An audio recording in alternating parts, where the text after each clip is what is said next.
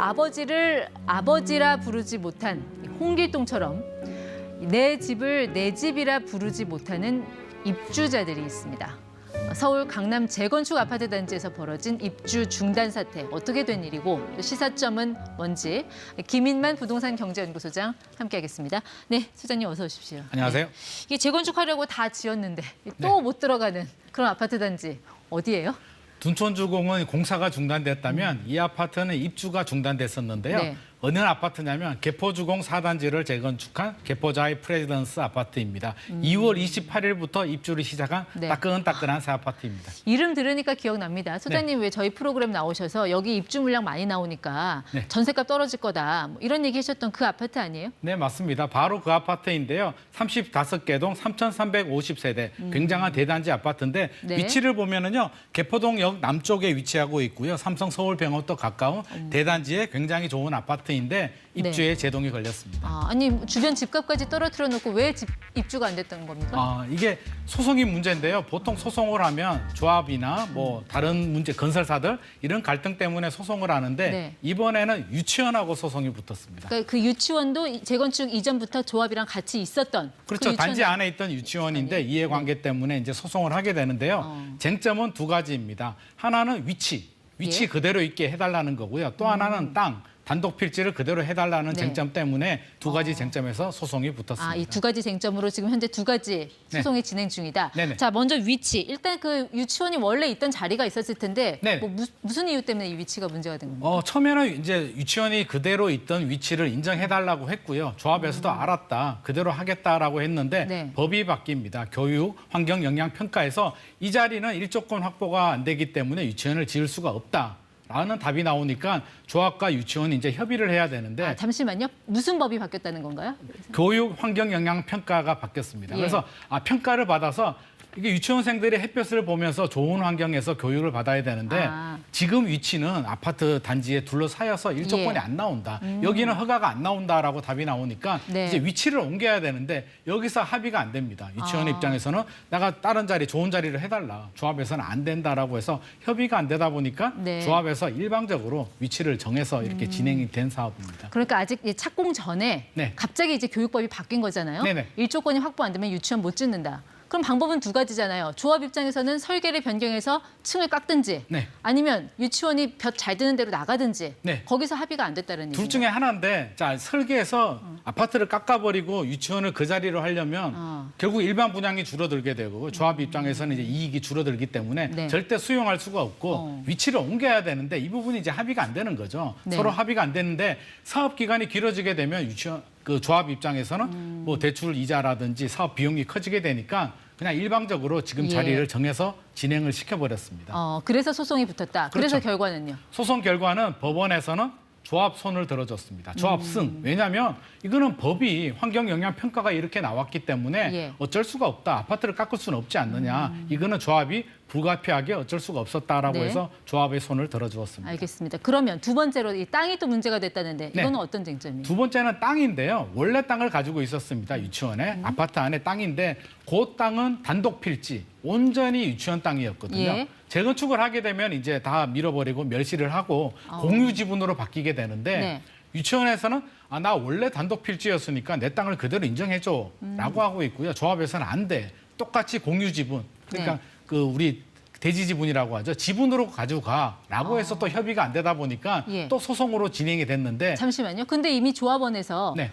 조합이 동의서 받았을 거 아닙니까? 네네. 그 유치원한테. 네네. 거기 공유부지에 도장 찍었던 거 아니에요? 도장을 찍긴 했는데 유치원 측에서는 좀 억울했나 봅니다. 소송을 했는데 부동 문자 뭐 얘기가 나와서 결국 법원에서는 이거는 유치원이 원래 단독 필지였으니까 단독 필지가 맞다라는 판결이 나왔습니다. 그러니까는 유치원 손을 들어줬다라는 그렇죠. 거죠? 1승 1패죠. 그럼 좀 소송 결과를 잠깐 정리 좀 해볼게요. 네네. 네. 자, 일단 위치에 있어서는 그렇죠.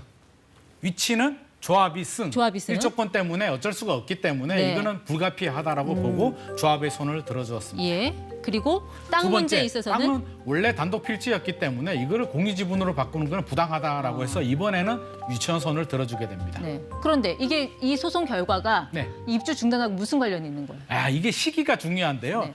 두 번째 이제 유치원이 승을 했습니다. 단독 필지를 승을 하면서 관리처분 계획 변경에 대한 결과를 해야 되는데 네. 이게 1월 달에 나옵니다. 하필이면 올 1월 달 소송 2023년 결과가? 소송 예. 결과가 1월 달에 나오는데 2월 28일부터 입주가 잡혀 있거든요. 그러니까 강남구청에 조합에서 부분 준공 허가를 받고 입주를 진행합니다. 그러니까 유치원 입장에서는 소송 결과는 내가 이겼는데 입주를 다 해버리고 이전 고시하고 소유권 이전 등기가 나면 네. 우리 왕릉뷰 아파트처럼 판이 끝나버린다는 거죠. 김포 왕릉뷰. 그렇죠. 네. 왕릉뷰 아파트도 입주를 강행하면서 문화재청이 결국에는 소송에서도 졌거든요. 그러니까 유치원 입장에서는 야 판이 끝나기 전에 막아야겠다라고 해서 별도의 또 소송을 제기합니다. 네. 부분 준공인가 무효 소송을 제기하는데 그게 3월 24일에 결과가 나오거든요. 네. 그럼 24일까지도 계속 입주를 하고 있으니까 또 하나를 더 겁니다. 입주 중단. 그러니까 임시로 가처분을 해서 이제 예. 입주를 중단해달라고 하니까 법원에서는 24일에 판결할 때까지 네. 잠시 잠시 중단해. 해서 중단을 13일부터 24일까지 중단을 하게 되는데 그래서 뭐 열쇠 안 준다 했던 게 그렇죠. 바로 그 시점입니까? 그러니까 강남구청에서는 법원의 명령을 받고 야 네. 열쇠 불출하지 마라고 하니까 이제 건설사에서는 열쇠 불출을 안 하게 되는데 문제는 13일부터 24일까지 입주 줄줄이 입주 대기거든요. 예. 3,400세대나 되니까 400세대나 입주를 해야 되는데 못 하게 되니까 이제 난리가 난 거죠. 야 이게 무슨 소리냐? 입주는 해야지라고 하니까 법원에서 화들짝 놀라서 이건 안 되겠다. 일단 입주해라고 해서 16일부터 입주에 대해서는 이제 허가를 해줬습니다. 자, 그러면 이제는 유치원 빼고는 다 해피엔딩 된 거예요? 이제 끝난 거예요? 끝난 게 아니고요. 임시로 중단되는 거는 이제 막았지만 24일에 최종 결과가 나오거든요. 네. 24일에 그 준공 허가에 대한 이제 결과가 나오기 때문에 이 결과에 따라서 입주를 못 할 수도 있고요. 네. 입주를 할 수도 있는데 제 생각에는 아마 입주를 막기는 힘들 겁니다. 3,300세대를 지금 전세 가격도 다 떨어지고 네. 지금 난리가 났는데 이 아파트 입주를 막아버리게 되면 텐트 치고 살아야 된다는 거잖아요. 그래서 현재 어느 정도 가구가 입주한 상태입니까?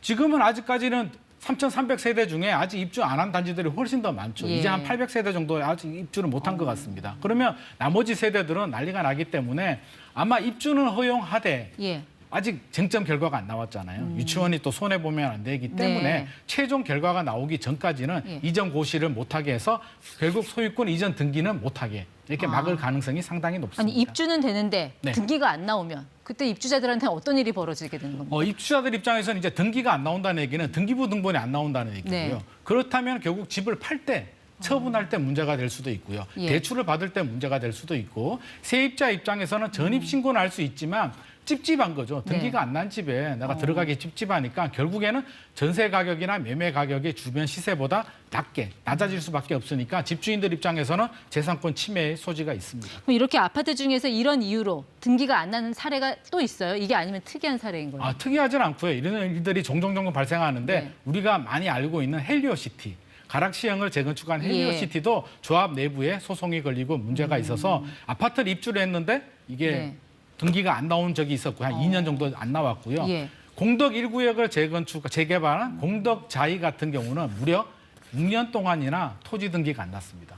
6년 동안 등기가 안 나다 보니까 전세 가격, 매매 가격이 예. 주변 시세보다 한 2, 3억 정도 저렴해서 집주인들이 고생을 많이 했습니다. 등기가 안 나오기까지 꽤 시간이 걸리는군요. 소송 결과가 나와야 되니까. 그에 따른 시장에 대한 파장도 좀 있다는 얘기잖아요. 맞습니다. 소송이 이게 뭐 6개월 만에 끝날 문제는 아니고요. 공덕자이도 6년이 걸릴 줄은 몰랐거든요. 네. 1심 결과, 2심, 뭐 3심까지 가게 되면 3년 이상 걸릴 수도 있습니다. 이게 개인의 재산권하고 또 이 다수 조합원들의 이익이 상충을 하다 보니까 네네. 항상 이렇게 재건축은 말들이 많잖아요. 네네. 특히 이제 유치원이나 상가가 끼어 있는 그런 재건축 단지는 상당히 어려워질 수 있다라는 거를 다시 한번 보여준 사례라고 할 수 있겠네요. 네, 맞습니다. 이게 그냥 아파트만 있으면 뭐 25평, 34평 아파트만 있으면 이해관계가 별로 없는데요. 이게 주로 상가가 있는 곳들이 이런 분쟁들이 많이 생기고요. 학교, 유치원, 뭐 이런 교회 시설들 이런 때 분쟁이 많이 생기는데 예. 우리 엄마 아파트 있잖아요. 네. 엄마 아파트도 이제 얼마 전에 이제 허가가 나와서 재건축이 이제 진행이 되는데 엄마 아파트도 4,400세대 정도 되는데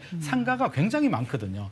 이게 일반 아파트하고 상가는 이해관계가 다르기 때문에 상가 때문에 아마 엄마 아파트도 상당히 오랜 시간이 걸릴 가능성이 있습니다. 아니 뭐 조합원들이야 그렇다 치더라도 네. 정말 이해 당사자가 아닌 일반 분양자 그리고 세입자들 이 사람들은 무슨 죄예요? 이 사람들이 그 권리를 되찾을 방법은 없습니까? 굉장히 억울하죠. 조합원들은 이제 이해 당사자고요. 조합이 소송한다는 얘기는 조합원들이 소송하는 거나 이제 일배 다를 바가 없는데 네. 일반 분양자는 이해 당사자가 아니고 세입자도 굉장히 억울한데 과거 사례를 보면 소송을 합니다. 일반 건설사들, 일반 분양 같은 경우는 건설사를 상대로 소송을 하고요. 이렇게 재건축, 재개발 아파트 같은 경우는 조합을 상대로 소송을 해서 장위 1구역 같은 경우는 한 200~300만 원 정도 예. 소송 그 결과 돈을 받은 적도 있습니다. 알겠습니다. 이런 사례들을 좀 모아서 재건축 때 분쟁이 예상되는 부분들을 좀 알려주는 그런 기관들도 좀 필요하지 않을까 하는 생각이 드네요. 네, 맞습니다. 지금까지 ET와의 김인만 소장 함께했습니다. 고맙습니다.